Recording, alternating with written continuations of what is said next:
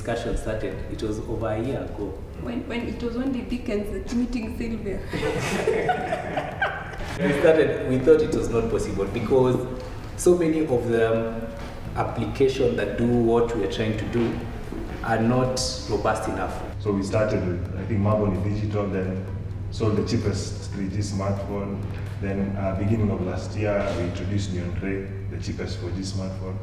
But I think the main feedback that was coming through from our Soko is still, 4,000 is a lot of money. And finally, I think we figured that now we needed to introduce a way of paying slowly, where the customer is actually picking the phone beforehand and then paying for it over time.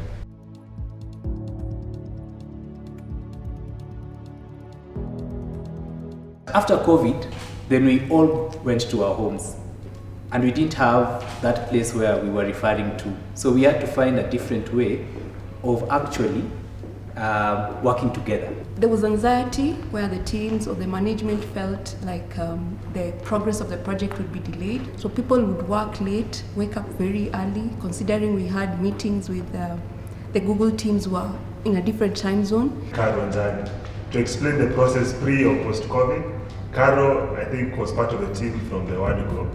We did all the documentation together. She was due early, I think early to meet me.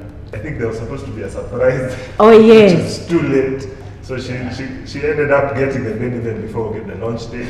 It was a new way of working, coordinating teams, we all at home. But I think for us, I think it was just, change your step and then continue the journey.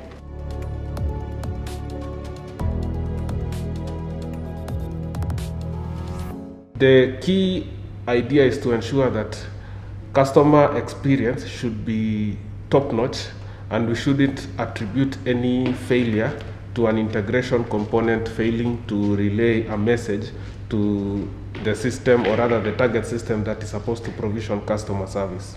For us, really building the app was the interaction with the customer. And I remember the first day we actually saw the phone lock. I remember we were on the 6th floor of Jack and literally seeing it work for the first time, because that's really what the customer would see, right? It was very interesting to go through that process, and especially building that technology together with Google. Mine was just to bring the actual experience to the teams, and actually the frontline guys, the guys who meet the customers right at the door, those were the key for me, because that's where the whole journey starts. We are in tough financial times across the country, and these are the kind of products that the customers want to see, because it actually elevates the pain they have to face on a day-to-day and also opens up opportunities. For me, the challenge is actually around managing partners, keeping them aligned, keeping them reassured that we are also actively working, we are not dropping the ball. Sitting down with customer-centric microservice employees, that was the hardest job ever, trying to convince the microservice team that this is a project that is going to work and how it is going to communicate. Working with the COVID situation, so the Tele1 vendor, the contact, actually the partner man, the contact person Jack, had just come back from China, where the cases were growing. So when he came back to the office, and guys knew he was from China, even him coming to the 6th floor to the squad, everyone was asking, Bruce, why are you bringing China? Because everyone knew he's just from China, and that's where Corona was. So that was a challenge, just trying to explain to people Jack is okay. The day we were walking out of that office, having delivered our microservices, and I remember telling Gideon, I hope never to see you again. Because just walking that journey with the team to the point where everyone understands and everyone even puts aside their heart of the specific role they serve, and they go to the extent of learning and doing over and above, was one thing that I would forever be proud of this project. I think the highlight for me was when customer 001 picked the device.